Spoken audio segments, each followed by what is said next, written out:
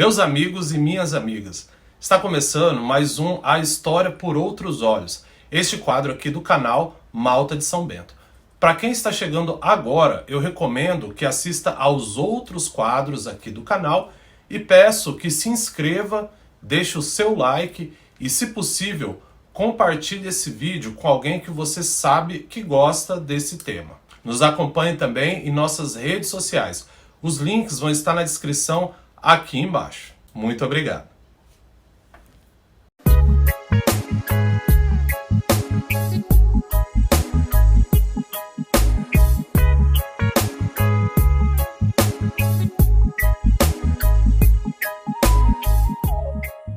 Mesmo após a grande caça aos capoeiristas em 1889, houve uma parcela de pessoas, dentre elas alguns intelectuais que eram praticantes de capoeira ou mesmo admiradores, que não faziam parte da classe menos abastada, portanto, não foram perseguidos com truculência. Temos como exemplos Machado de Assis, Plácido de Abreu, Silvio Romero, Aloísio de Azevedo, Lima Barreto e Coelho Neto. Muitos destes autores posicionavam-se como valorizadores da cultura nacional e alguns defendiam que a capoeira deveria ser reciclada e reaproveitada culturalmente, como uma prática desportiva institucionalizada, desassociada dos atos criminosos gerados pelas maltas ou indivíduos que utilizavam a capoeira como prática de atos considerados ilegais. Então, neste contexto, essa tentativa de enquadrar a capoeira num molde aceito pela elite, de certa forma, vai acabar por favorecer o ressurgimento da capoeira enquanto arte ancestral anos mais tarde, após a sua legalização.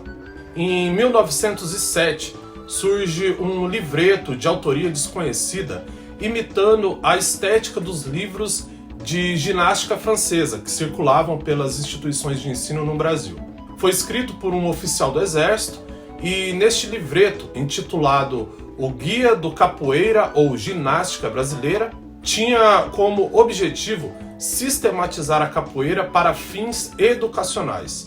Anos mais tarde, em 1928, o escritor Coelho Neto publica um artigo intitulado Nosso Jogo, exaltando abertamente a capoeira enquanto uma ferramenta para o desenvolvimento físico e disciplinar. E também, em 1928, no Rio de Janeiro, surge a primeira codificação desportiva oficial da capoeira, com o título de Ginástica Nacional Metodotizada e Regrada, escrita por Aníbal Bulamarque, também conhecido como Mestre Zuma. Exatamente neste ponto, temos o surgimento das três primeiras vertentes de capoeira após a perseguição de 1889, que irá determinar para sempre o percurso da capoeira. Essas vertentes foram três: a do mestre Sinhozinho, a do mestre Bimba e, finalmente, a do mestre Pastinha.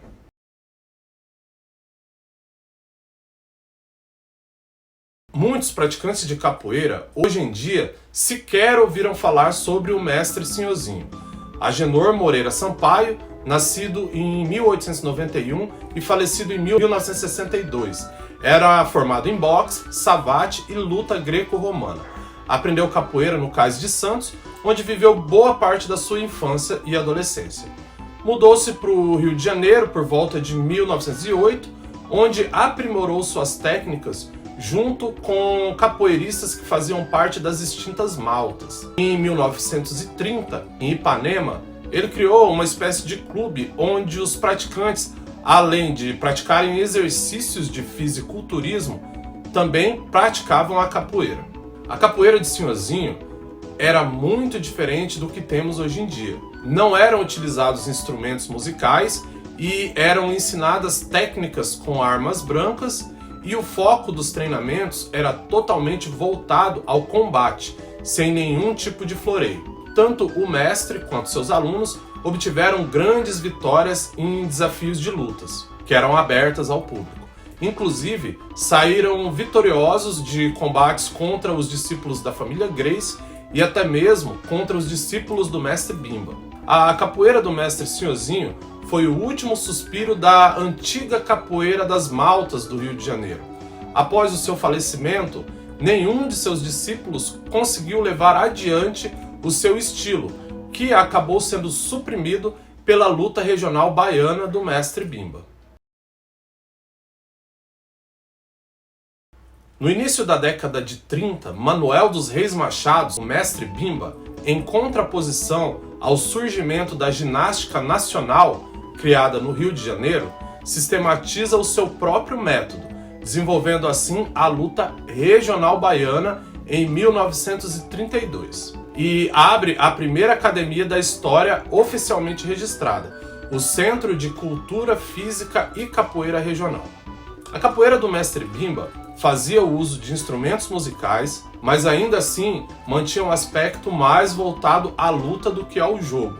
Não utilizavam armas brancas e tinha sua base fortemente influenciada pela capoeira do recôncavo baiano. Considerado um educador visionário, Mestre Bimba criou normas a serem cumpridas pelos praticantes, possibilitando a participação apenas daqueles que tinham trabalho, alguma ocupação reconhecida ou eram estudantes, descaracterizando assim a imagem existente de vadios ou malandros dos praticantes da capoeira. Além disso, Mestre Bimba estabeleceu que a prática não deveria ocorrer nas ruas, e sim dentro das academias. Adotou ainda uniformes, manuais de técnicas de aprendizagem, métodos pedagógicos rigorosos, um sistema de cordas, de graduação, curso de especialização e introduziu a ética e a disciplina como itens indispensáveis em suas aulas, com o objetivo de desenvolver a autoconfiança, a responsabilidade, a agilidade e a destreza. Através das lutas e das vitórias que conquistou nos embates de ringues, conhecidos como Vale Tudo, Mestre Bimba conseguiu uma grande projeção do seu nome e também do seu estilo, fazendo com que mais adeptos de diversas classes buscassem a prática da capoeira. O estilo de Bimba continha, além de uma forte base da capoeira do recôncavo baiano, técnicas e movimentos do batuque, uma luta africana, da luta greco-romana, originária da Grécia, do jiu-jitsu e judô, ambas lutas japonesas, e também do savate, luta francesa. Todas essas técnicas unidas fizeram com que o estilo de Bimba apresentasse movimentos esteticamente agradáveis e ao mesmo tempo funcionais para uma luta.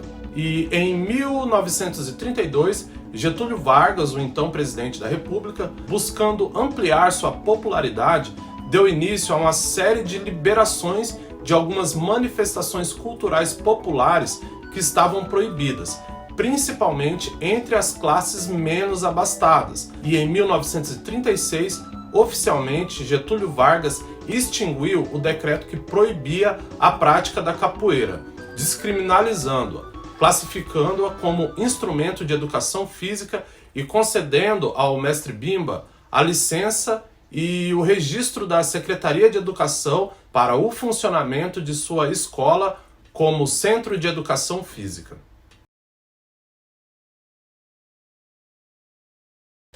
Já em 1941, Mestre Pastinha funda o Centro Esportivo de Capoeira Angola, em contraposição à capoeira regional do Mestre Bimba. Na capoeira do Mestre Pastinha, há uma retomada dos aspectos lúdicos e folclóricos ancestrais. A diferença das movimentações entre a regional e a capoeira Angola é muito evidente, sendo que na capoeira de Pastinha os movimentos são predominantemente rasteiros e esguios. Os instrumentos estão presentes, apesar das diferenças. A capoeira de Pastinha também possuía suas bases na capoeira do recôncavo baiano. E em 1940, com o decreto 2848, institui-se o novo Código Penal Brasileiro, onde a capoeira não é mais citada, portanto, deixa de ser uma contravenção. E as portas se abrem novamente para a capoeira, mas dessa vez fora do espectro da marginalidade. Da década de 40 para frente, a capoeira foi se popularizando e ganhando força em todo o território nacional. A partir deste momento, o material de pesquisa se torna muito mais acessível e é relativamente fácil encontrar livros referências e toda uma gama de fontes para entrar em contato com a história da capoeira desse período em diante. Bom, pessoal, o meu trabalho aqui foi justamente tentar organizar uma ordem histórica dos períodos anteriores ao século XX, justamente onde temos uma grande ausência de documentos, fontes e pesquisas. Para esse trabalho, tive que acompanhar a trajetória da invasão europeia desde 1500, assim como a trajetória da escravidão, para entender como as pessoas escravizadas sobreviviam, se organizavam e exprimiam suas mais diversas manifestações socioculturais, dentre elas a capoeira. Meus amigos e minhas amigas, com este vídeo eu encerro aqui esse trabalho sobre a história do Brasil e da capoeira, que foi iniciado há 5 anos atrás e que teve um total de 12 vídeos. Agradeço profundamente todos aqueles que me acompanharam até este momento. Lembrando que os textos que deram origem a toda essa série da história do Brasil e da capoeira estão disponíveis no link da descrição. E em breve eu vou disponibilizar o material que deu origem a essa série, com muitas informações que não foram tratadas nesses vídeos ou foram abordadas de forma resumida. Então, todas essas informações estarão no meu livro A História do Brasil e da Capoeira, que estará disponível também como e-book. Assim que esse material estiver disponível, eu vou avisar aqui no canal e nas minhas redes sociais, que os links vão estar na descrição aqui embaixo também. Muito obrigado a todas as pessoas que me assistiram até aqui e até o próximo vídeo.